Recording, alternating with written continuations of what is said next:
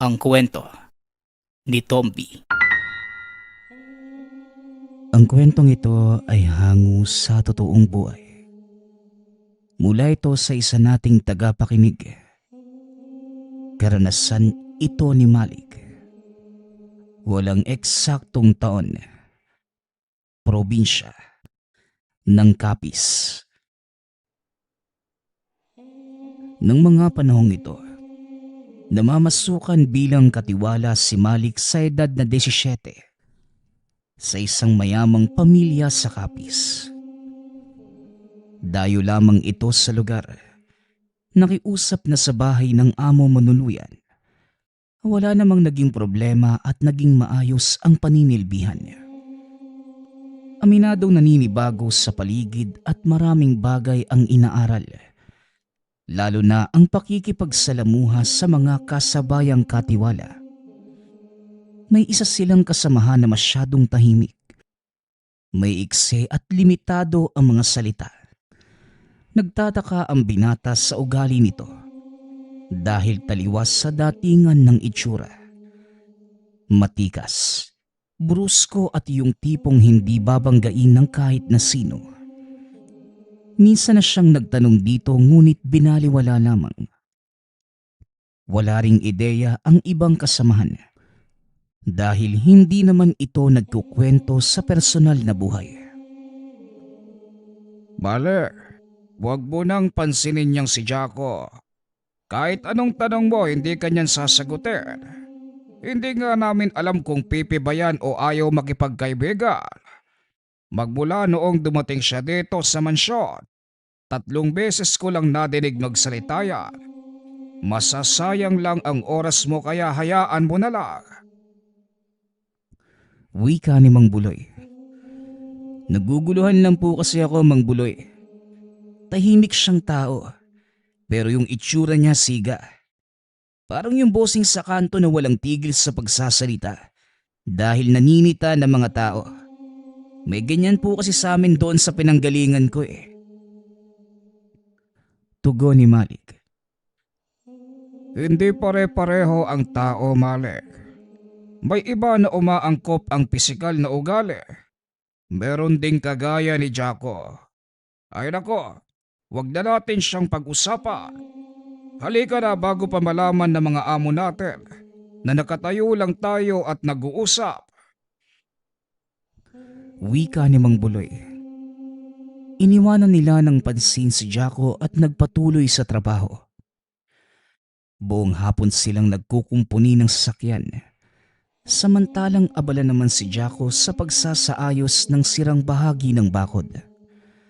Wala sa bahay ang amo.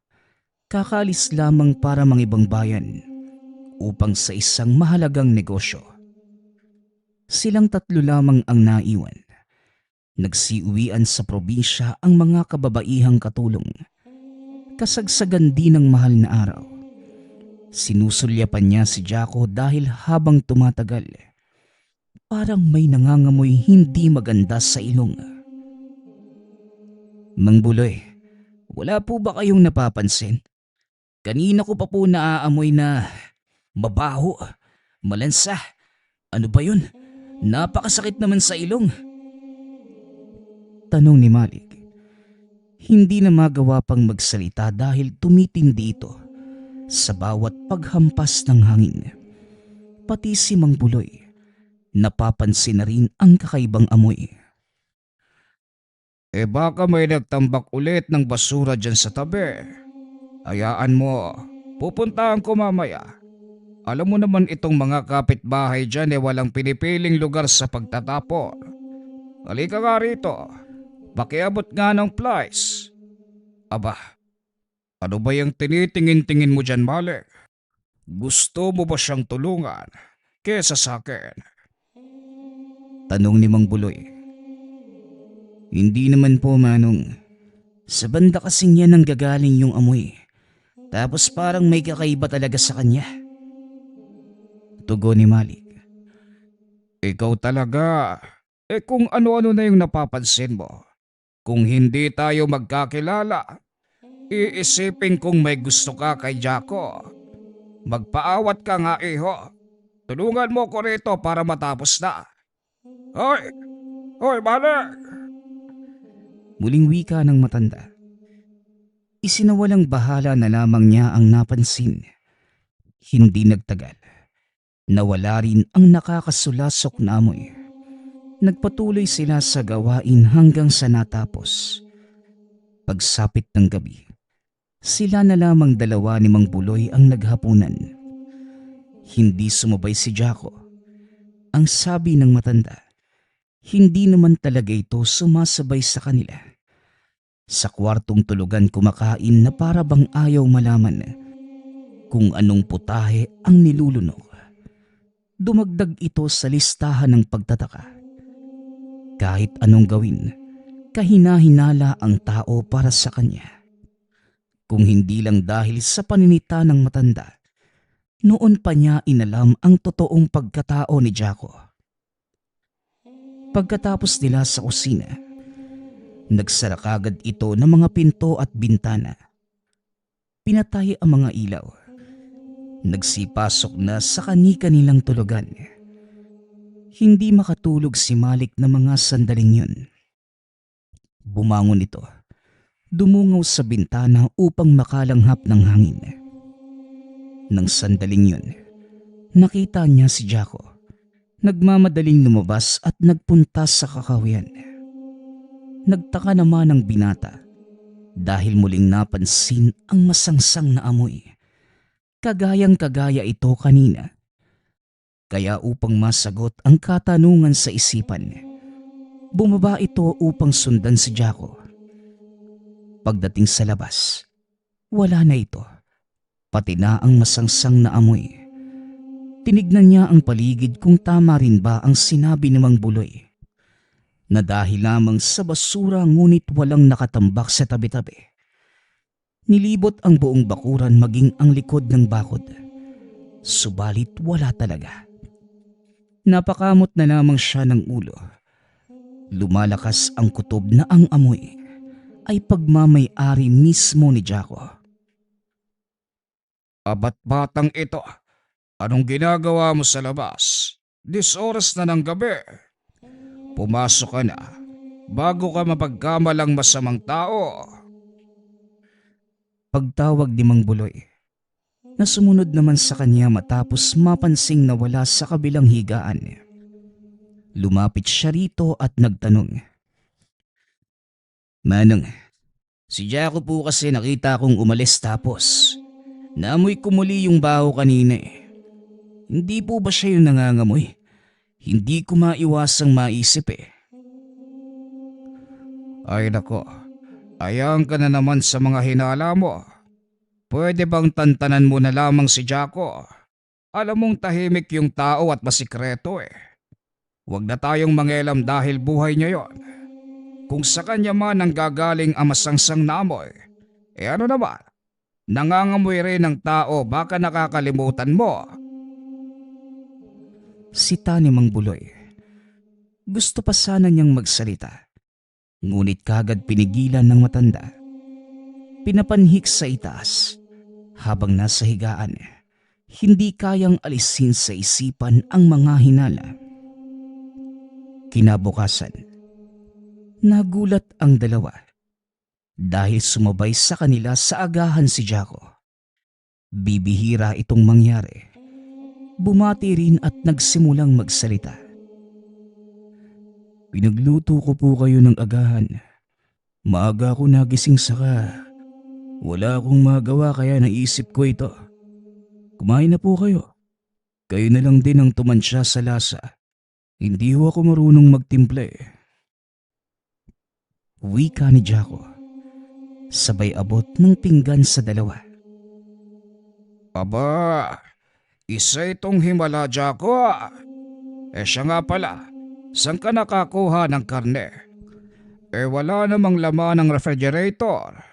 Purong gulay at prutas lang. Saka pinagbabawal ng ating amo ang karne dahil sa komplikasyon sa kanilang kalusugan.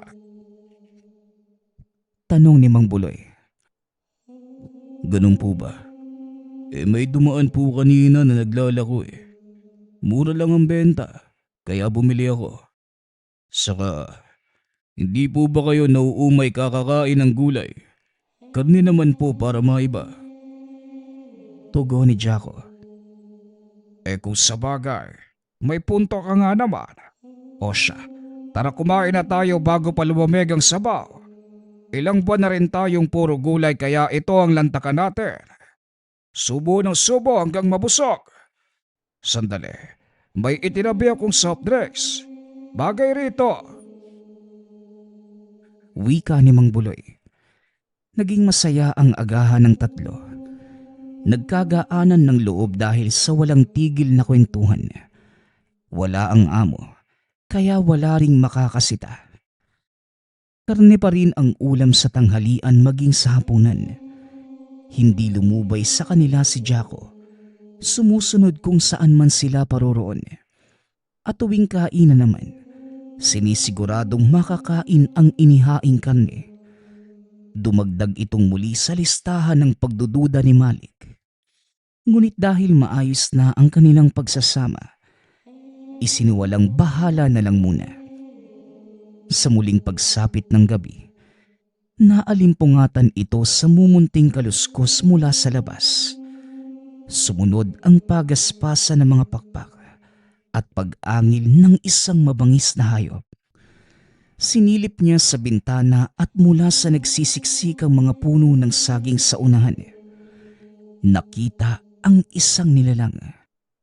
Dumadaing habang iniinda ang tagiliran. Natutumba na rin ang iilang puno dahil sa pagwawala. Kagad niyang ginising si Mang Buloy, ngunit hindi naman ito magising. Napakahimbing sa pagtulog. Binalikan niya ang nilalang, ngunit wala na ito roon. Kaya naglakas loob na siyang manmanan ang paligid hanggang sa mga sumunod na oras. Ngunit wala itong napala. Hindi na ito nagpakita sa kanya. Itinulog na lamang at inisip na namamalikmata. Kinabukasan, nagulat ito nang makita si Jaco na iika-ika ng lakad. Nakahawak sa tagiliran.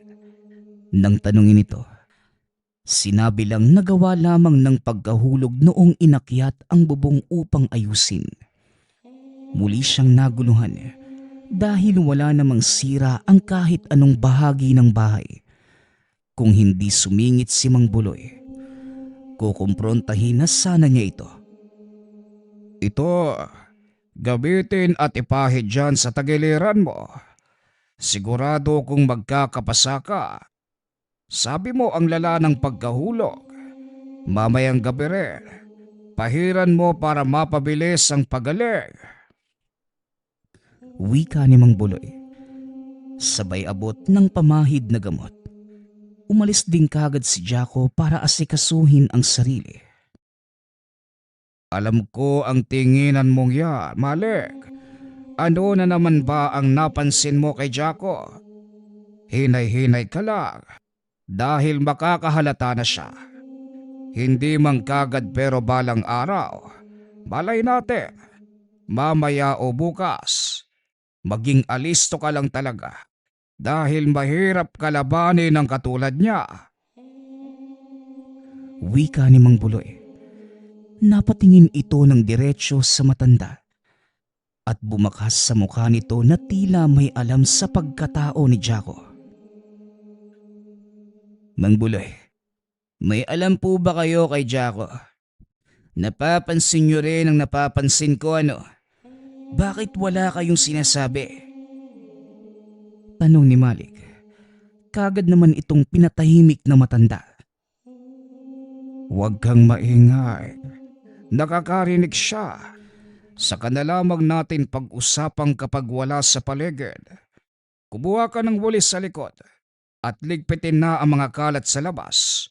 Pakitapon na rin ang mga basura dahil hindi pwede si Jaco. Baka mas lalong lumala ang kondisyon kung pagtatrabahuhin pa. Pag-iiba ng usapan ng mapansin na bumukas ang pinto ng kwarto nito. Sumunod si Malik at hindi na mawala ang kaba. Sa pananghalian nagluto muli si Jaco. Ngunit nagdadalawang isip na itong tumikim. Ngayon na may ideya sila sa katauhan nito, ayaw nang magpadala sa anumang pakulo. O ano? Ayaw niyo bang kumain ng luto ko? Katulad pa rin niyang kahapon. Karne. Inayos ko na ang timpla para sumakto sa panlasa niyo. Kumain na po kayo. Pag-alok ni Jaco. Hindi na, Jaco. Maraming salamat na lang. Ang totoo, tapos na kaming kumain ni Malik. Lumabas kami kanina para ipatingin sa talyer ang sasakyan ni Bossing. May parte na hindi ko maayos. Inabutan kami ng gutom kaya kumain sa karinderya. Ikaw na lamang ang kumain. Mamayang gabi na lamang tayo magsabay. Tugon ni Mang Buloy. Inayos nito ang tono para hindi maging masama ang dating kay Jaco. Tumango na lamang ang binata. Hinayaan sila ngunit sa sulok ng mga mata. Nakita nito kung paano mainis. Nagmamadaling nagligpit at saka lumabas ng tahanan. Mang Buloy, sabihin niyo nga sa akin kung anong nalalaman niyo kay Jaco. Matagal niyo na palang napapansin. Yung karne na pinakain niya sa ating kahapon. Anong klaseng karne yun? Tanong ni Malik. Noong una, duda ko dahil naaamoy ko pero nawala rin kalaunan. Natigil na ang aking hinala. Meron yata siyang ginagamit na kung ano. Kagabi noong nakita kong nagbago ng anyo. Sigurado na. Bago mo pa ako ginising, alam ko na. Bumangon ako para magbanyo at napansin ang ingay sa labas. Siya ang naroon. Kitang-kita ko kung paano siya nagpalit ng anyo. Balik, ipapakiusap ko mag-iingat ka. Lalo na sa pagmamanman at pagsasalita. Kaunting pagkakamali lang, pwede ka nang mapahamak. Delikadong tao si Jaco. Hindi siya ordinaryo kagaya natin. Nagkakaintindihan ba tayo? At tungkol sa karne noong nakaraan, huwag kang mag-alala. Karne yon ng baka. Pagpapaliwanag ni Mang Buloy. Marahang tumango si Malik. Nakahinga ng maluwag nang malaman kung saan nagmula ang karne. Magmula ng sandaling yun, alerto na silang dalawa. Kasabay nito ang pagkapansin ni Malik kay Mang Buloy. Nagdarasal ito oras-oras. Bumibigkas na mga katagang hindi pa nadinig kailanman. Pagkatapos, ang paghasa ng maiksing punyal at ang puting bato na nakalawit sa kwintas. Inihanda ito na matanda na para bang susuong sa isang labanan. Mang Buloy, ano po ba yung ginagawa niyo?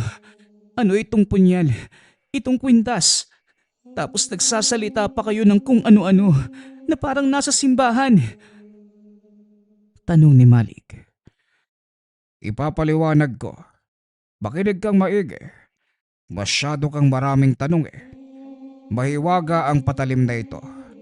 Nakapapatay ng masasamang elemento. Kabilang na ang aswang. Habang itong palawit naman, hindi ordinaryong bato. Bato omo na isang mutya. Ang binigkas ko naman ay mga orasyon. Gamit ito ng isang antingerong mamamatay aswang. Ano, kuha mo na ba? Ayoko na ng mahabang usapan. Tama na yun. Tugon ni Mang Buloy. Namangha si Malik sa nalaman. Hindi maiwasang mapangiti dahil may naaalala. Kung ganun, kagaya ka pala ni Mang Nesyo, doon sa amin. Antingero din siya eh. Kapag nakakakita sila papa ng aswang, siya kagad yung tinatawag para puksain. Napakagaling po niya. Siguradong kayo rin po ano? Aba oo naman. Kung hindi mo na itatanong, panunugis ng aswang ang inaatupag ko bago ko napadpad dito sa mansyon. Gabi-gabi akong nakikiramdam at bawat nilalang na mapapansin ay pinapatos ko. Walang umuubra sa bisa ng aking tangan. Idagdag mo pa ang galing ko. Ako pa! Wika ng matanda na may halong pagmamalaki. Nagtawanan pa sila dahil sa pagbibiro at lingid sa kalaman nila na nakikinig si Jaco sa kabilang kwarto. Natigil lamang nang mapansin ni Mang Buloy ang kakaibang bakas sa hangin. Kagad nitong pinatahimik si Malik. Ay nako, sa tingin ko nahuli na tayo, Malik. Napakadaldal mo kasi. Sa kaingayan ng dila mo, nadala tuloy ako. Pabirong sisi nito kay Malik. Sasagot pa sana ito. Ngunit kagad sinenyasan dahil sa paglabas ni Jaco. Dumiretso ito sa baba at lumabas. Nakatunog si Mang Buloy sa kilos, kaya muling nagbigay ng babala. Alam na niya, Malik. Mag-iingat ka. Kung pwede, wag na wag kang lalayo sa akin para maipagtanggol kita kung sakaling maisipan niyang umatake. Mainit ang ulo ni Jaco kapag nasasagad ang galit. Siguradong hindi ito makakapagpigil. Wika ni Mang Buloy. Kinakabahang tumango lamang si Malik. Isinasa isip ang sinabi ng matanda. Matapos ang hapong yun, hindi na umuwi si Jaco sa mansyon. Nagtataka na rin si Mang Buloy kung nasaan ito. Nag-aalala sa posibleng mangyari lalo na kung mambibiktima. Batid niyang wala ni isang manunugis sa lugar. Sa karatig bayan lamang meron at sa pagkakakilala niya, pumipili ng sasalakayin yung walang makakakontra. Hinabaan nila ang pasensya at naghintay. Dumating naman kinagabihan ngunit malaki ang pinagbago. Umiiwas, hindi tumitingin kahit kanino at nagkulong lamang sa kwarto. Nang nagpatuloy ang ganitong sitwasyon, naglakas loob na ang matanda na alamin ang nangyayari. Palapit pa lamang sa pinto ng kwarto, aktibong-aktibo na ang tanga nitong mutya. Jaco, hindi ka ba lalabas? Nakahanda na ang lamesa.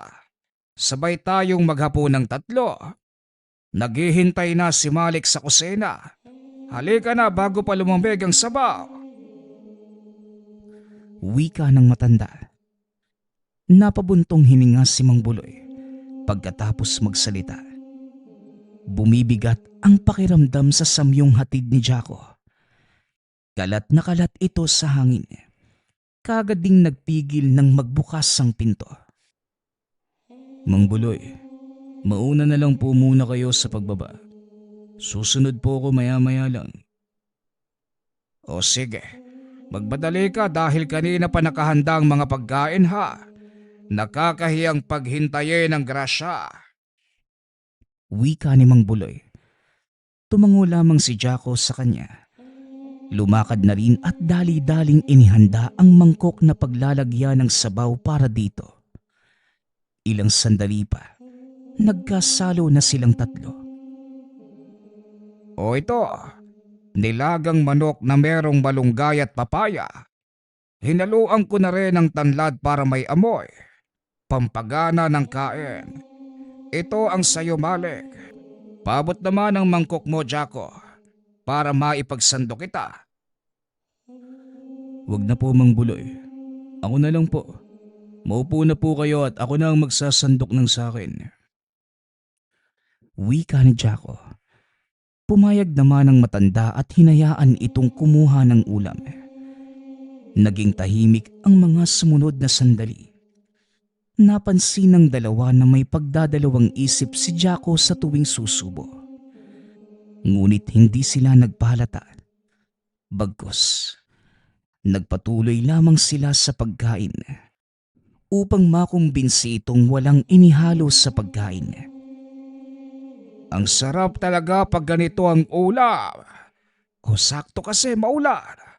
Pambihira ang daling magbago ng langit ha. Kanina sobrang init, ngayon naman umuulan na. Oh, Umigop pa kayo ng sabaw para makasabay sa sama ng panahon. Lumalamig na rin ang hangin. Wika ni Mang Buloy. Sabay sandok ng sabaw sa bawat mangkok. Habang tumatagal, nakumbinsi nila si Jaco na ganadong-ganado sa paghigop. Hanggang sa ilang mangkok na ang naubos, hindi pa rin nakontento kaso wala ng laman ng kaldero. Naku, bakit hindi mo sinabi na paborito mo pala ang ganitong putahe, Jaco? Sana dinamihan ko. Mura lang naman ang bentahan ng manok ni Mang Tasyo kanina. Kung nagsalita ka kagad, yung malaking kaldero ang paglulutuan ko. Hindi bali na po. Sa susunod na lang. Ngayon lang kasi ako nakatikim ng ganitong luto eh. Masarap. Tamang-tama sa panlasa ko. Damihan niyo pa po sa susunod ha. Wika ni Jaco. Napangiti naman si Mang Buloy nang makitang umiepekto sa binata ang nilagay niyang lana.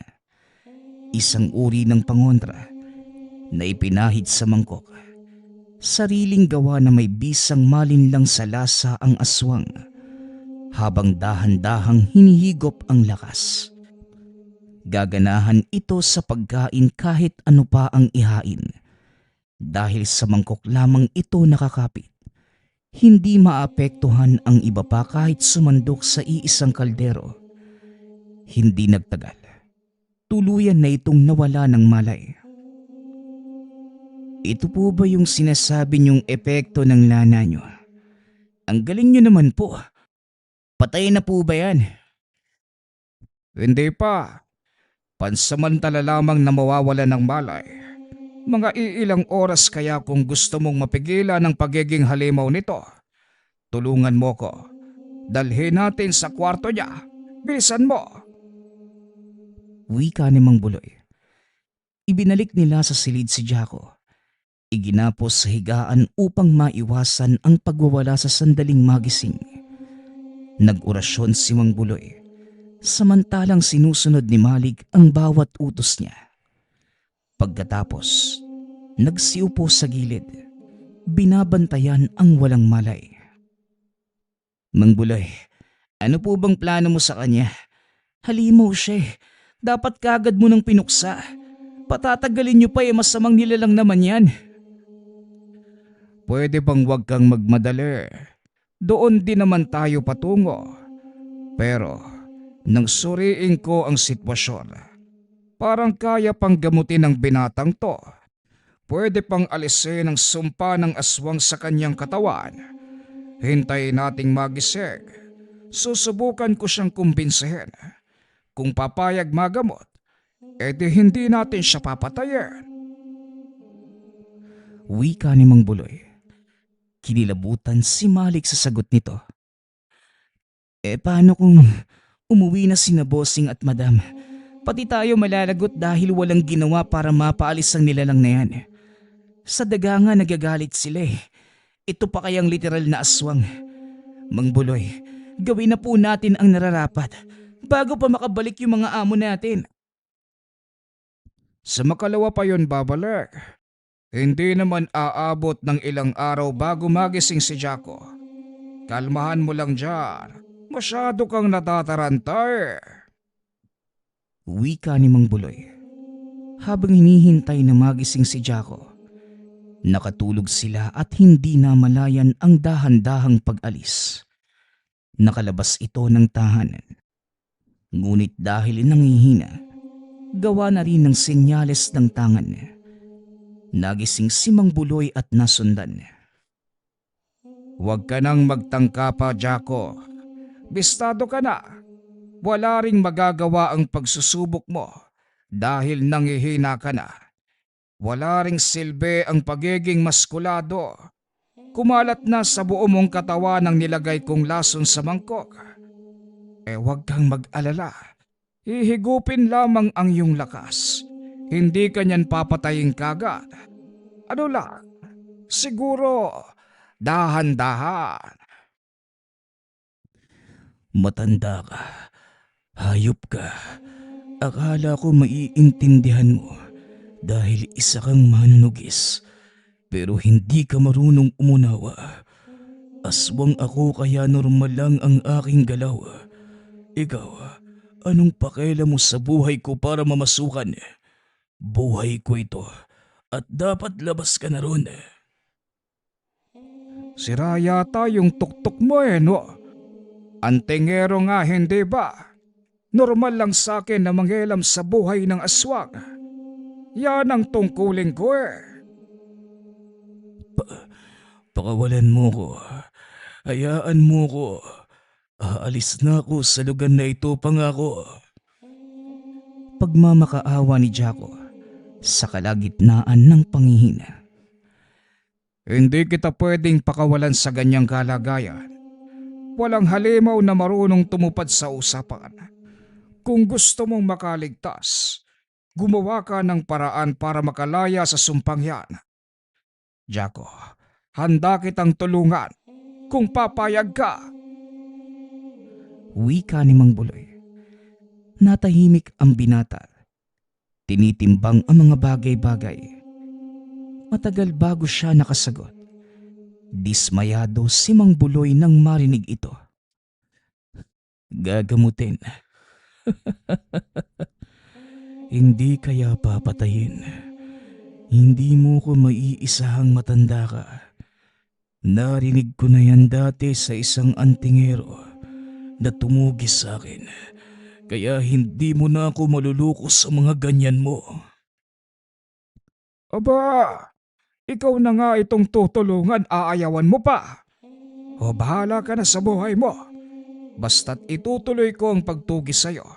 Matigas ka pala Hindi rin kasi pwedeng hayaang kitang malayang naglalakwatsa dyan sa tabi-tabi. Dahil alam ko, mambibiktima ka lang ng paulit-ulit. O sige, ganito na lang. Magtuos tayong dalawa. Patayan kung patayan. Aba, ang kapal ng mukhang mag-aya ng bakbakan Nakahilata ka na nga lang dyan. Parang lasing na walang ambag sa inuman. Wika ni Mang Buloy. Wala itong sinayang na oras. Kagad umatake matapos makapagpalit ng anyo. Malaki ang hubog at malapad ang mga pakpak. Ngunit hindi nagawang lumipad dahil sa sobrang panghihina. Hanggang sa pangangalmot na lamang din. Hirap na hirap ito sa paggalaw. Hinayaan ito ni Mang Buloy. Todo siya sa pag-ilag habang walang tigil sa pagsugod si Jaco. Napagod na lang ito katagalan. Dahan-dahang bumulagta gawa ng pag-epekto ng lana sa katawan. Lumalala ito sa paglipas ng mga sandali at hindi na nakagalaw pa. Naparalisa na ang buong katawan. Ang sabi ko kasi sa'yo, gagamutin nga kita pero ayaw mo naman. Hindi ko rin ugaling mamilit. Kaya hahayaan na lamang kitang unti-unting pagdusahan ng bisa ng aking pangontra. Sayang lang, dahil hindi magandang laban. Kuryoso pa naman sana ako kung gaano ka kalakas. Makalipas ang ilang sandali, nawalan na ito ng buhay. Dito lamang nakahinga ng maluwag si Malik na halos mahimatay pagkakita sa anyong aswang ni Jaco. Tahimik lamang din siyang nanood habang binubuhusan ng likido ang katawan nito at saka binalot ng makakapal na kumot. Isinakay ni Mang Buloy ng sasakyan at dinala sa malayo. Wala siyang alam sa kung anong eksaktong ginawa dahil naiwan sa bahay upang maglinis ng mga bakas. Nakabalik si Mang Buloy makalipas ang ilang oras. Kagad sumalubong si Malik at dali-daling nagtanong. "Manong, nasa na po yung bangkay? Anong ginawa niyo sa kanya?" Wika ni Malik. Namayapa na si Jaco ng tuluyan. Kung gusto mo, pwede mo namang ipagdasal ang kaluluwa. Baka sakaling matanggap pa sa langit. tugon ni Mang Buloy.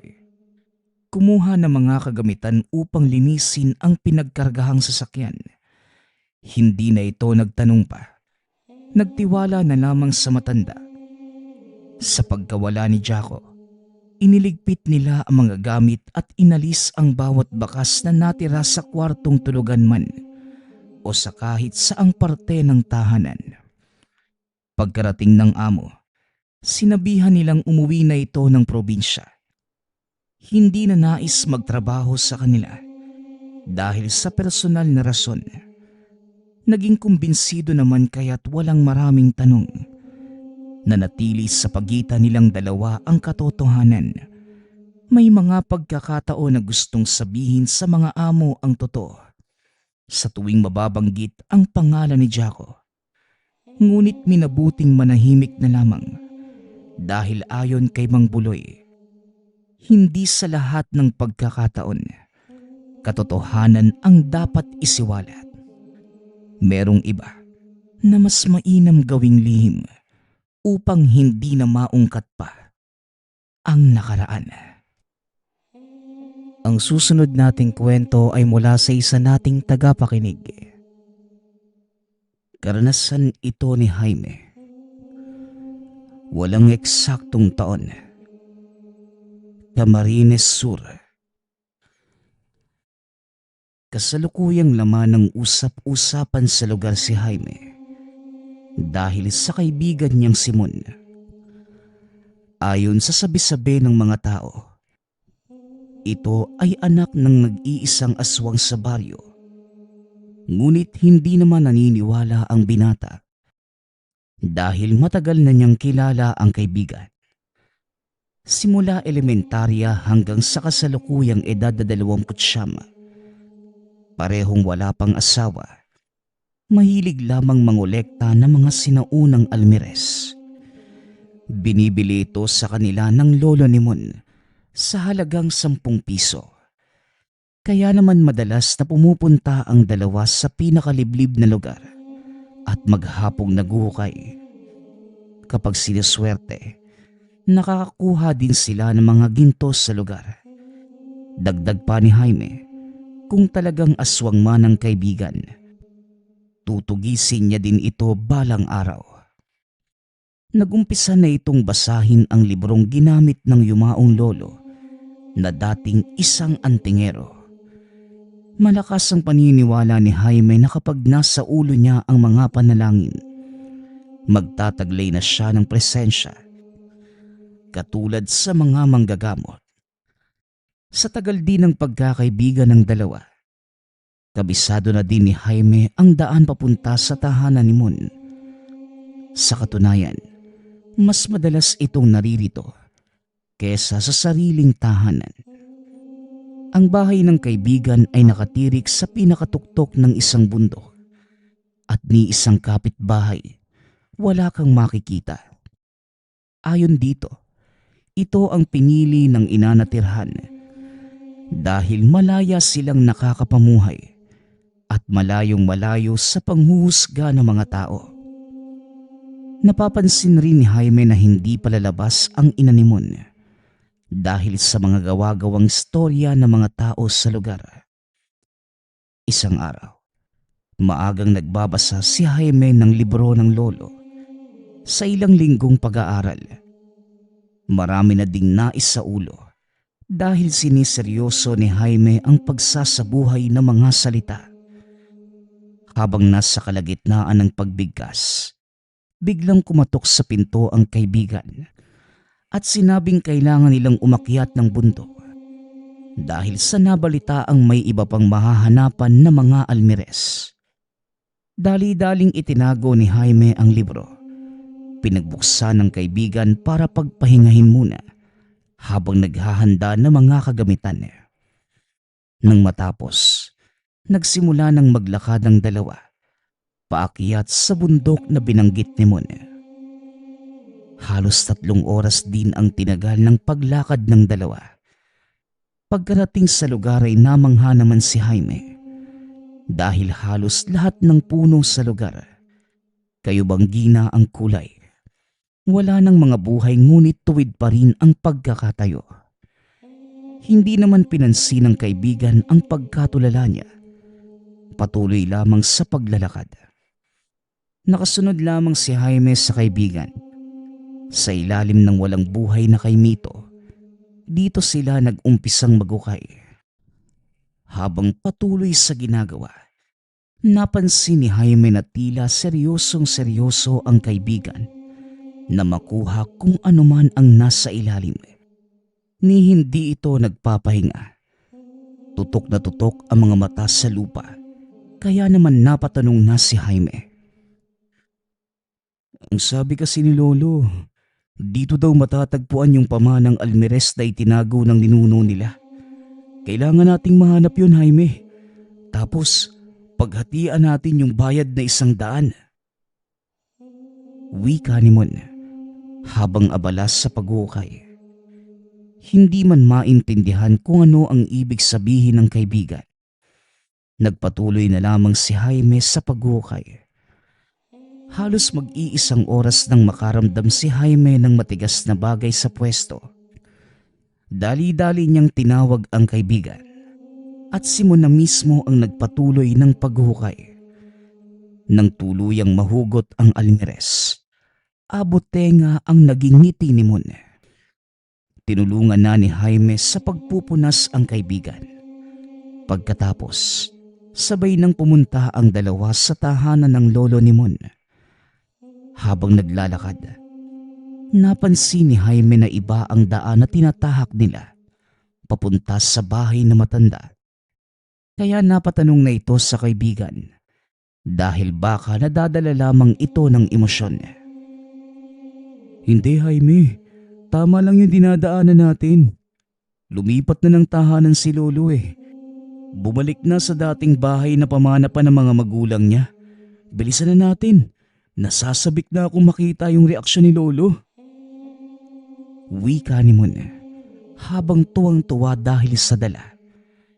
Nagpatuloy lang ang dalawa sa paglalakad. Pagkarating sa bagong tahanan ng matanda, nanlaki ang mga mata ni Jaime pagkatungtong sa pintuan. Bumungad sa kanya ang isang patungan na punong-puno ng mga Almirez. Kung hindi siya nagkakamali, nasa lagpas 50 piraso ang mga ito. Napakadami na. Ngunit sa pagkakatanda ni Jaime, 5 pa lamang ang naiaambag nila. Dahil mahirap pakahanap ng mga sinaunang Almirez. Habang patuloy sa pagmamasid, naagaw ang atensyon ni Jaime nang makita ang nakangising lolo ni Mon. Nakaramdam ito sa kilabot sa lolo ng kaibigan na nakatitig lamang sa mga Almirez. Maya-maya pa, bumalik na si Mon at pumunta sa palikuran. Tuwang-tuwa naman si Jaime nang abutan siya ng 100. Nagpasalamat na ito. Niyaya na si Mon na pumunta ng palengke para mahati at makapamili ng masarap na pagkain. Noong mga araw na yon, napakalaking bagay na ng 100. Napakababa pa ng mga bilihin na mga sandaling yon. Pagkarating ng dalawa sa palengke, kagad nang namili ng masasarap na pagkain si Mon habang si Jaime naman ibinulsa lamang ang nakuhang bayad. Matapos makapamili ay umuwi na ang dalawa. Pagkarating sa tahanan ni Jaime, hindi mawala sa isipan nito ang itsura ng matandang lalaki. Nakangisi habang nakatitig sa Almirez at nakakatakot kung tumingin. Pagsapit ng 6:00 ng gabi, may kung anong pumasok sa isipan ng binata. Kinuha ang librong gamit sa pag-aaral ng mga buhay na salita. Pagkabuklat ng unang pahina, nabatid nitong kakaiba ang nakasulat. Ngunit binanggit pa rin ito ni Jaime sa mahina at nagtatakang boses. Nang walang ano-ano bumungad ang lolo ni Mon na nakangisi mula sa harapan niya. Halos hindi makagalaw si Jaime na mga sandaling yun. Dahil paanong nangyari na bigla na lamang itong lumitaw sa harapan. Sinubukan itong magbanggit ng mga dasal sa isipan. Ngunit may mga boses na pumipigil sa kanya para mabanggit ito ng maayos. Habang pinipilit muling magbanggit ng mga kataga, nakatitig lamang ang matanda sa kanya at halos ilang minuto ang tinagal. Ngunit nabaling ang atensyon ng may maamoy na parang nasusunog. Dali-dali niyang sinundan ang usok at nataranta nang makitang nasusunog lahat ng libreta ng lolo. Sinubukan niya itong apulahin gamit ang tubig ngunit hindi basta-bastang nawawala ang apoy. Sinabuyan din niya ito ng buhangin. Ngunit wala pa rin naging epekto at nakaramdam ng galit nang makita ang humahalakhak na matanda habang nakatitig sa apoy. Sa puntong yon batid na ni Jaime na hindi ito ordinaryong nilalang dahil sa mga nakitang kakayahan. Kaya naman napatakbo ito papunta sa kusina para kunin ang itak at pagkahawak niya. Dali-daling bumalik sa pwesto ng matanda. Ngunit wala na siyang naabutan. Maya-maya pa, nakakita ito ng malaking aso na naglalakad sa bakuran. Hinabol ito ni Jaime, ngunit bigla na lamang nawala nang makalabas sa bakuran. Bumalik na lamang siya sa loob ng tahanan. Habang nakaupo, napansin ang librong hinawakan bago pa man dumating ang matanda. Ngunit nang buklatin, wala na ang mga nakasulat. Ni isang letra ay wala nang natira. Napakabilis na mga pangyayari. Ni hindi pa nga nawawalis ang mga nagkalat na abo ng mga natupok na libro. Dumagdag naman ang librong bigla na lamang nawala ng laman. Natulala na lamang ang binata. At sa labis na pag-iisip, hindi na nakatulog at kinaumagahan. Pumunta sa albularyo, dala ang librong nawala ng laman. Nang tignan naman ito ng albularyo, napangiti na lamang ito at sinabing, "Nako, napabilang ka na sa ginamit ng nilalang para makuha ang mga koleksyon niyang almeres na ginagamit para makarinig ng mga ungol ng nag-aagaw buhay. Lingid sa kalaman ng nakararami, ang ginang na pinagbibintangan nilang aswang ay biktima lamang din ng papalit-palit anyo ng matanda. Madalas nitong gamitin ang wangis ng sariling anak para lamang makapangbiktima. Ang tungkol naman sa almeres na nakuha mo, itinago ito ng lolo mo bago pa man siya nabawian ng buhay. Minsan na din itong nakasagupa ng lolo ng kaibigan mo. Sa normal na tao, mukhang ordinaryong gamit lamang yun. Ngunit sa bata ng mga nilalang na yon, isa yang kayamanan dahil pamana pa ito ng mga kaninu-ninuan ng mga aswang. Isang napaka-ektibong almeres ang hinukay nyo. Dahil kahit hindi ito itapat sa tenga ng mga aswang, rinig na rinig nila ang boses na nagmumula rito." Wika ng albularyo. Dahil sa nadinig, nakaramdam ng kaba si Jaime. Ngunit napawi nang binigyan siya ng albularyo ng isang agimat na pangontra sa umaaligid na mga aswang. Hindi nagtagal, nagpaalam na rin ito at umuwi na ng tahanan. Magmula ng araw na yon, wala nang nangyari na ano paman kay Jaime. Samantalang hindi na rin nakita pa ang kaibigan at ang lolo nito. Nagawa pang matanong ni Jaime ang ina ni Mon kung nasa nito. Ngunit ang naisagot na lamang ng Ale, wala naman itong anak at sinong Mon ang sinasabi ng binata. Dahil dito mas lalong lumakas ang paniniwala ni Jaime. Nakasabwat ng nilalang si Mon. Ngunit ang nakakapagtaka kung bakit walang kaalam-alam ang sariling ina. Lumipas pa ang 1 taon.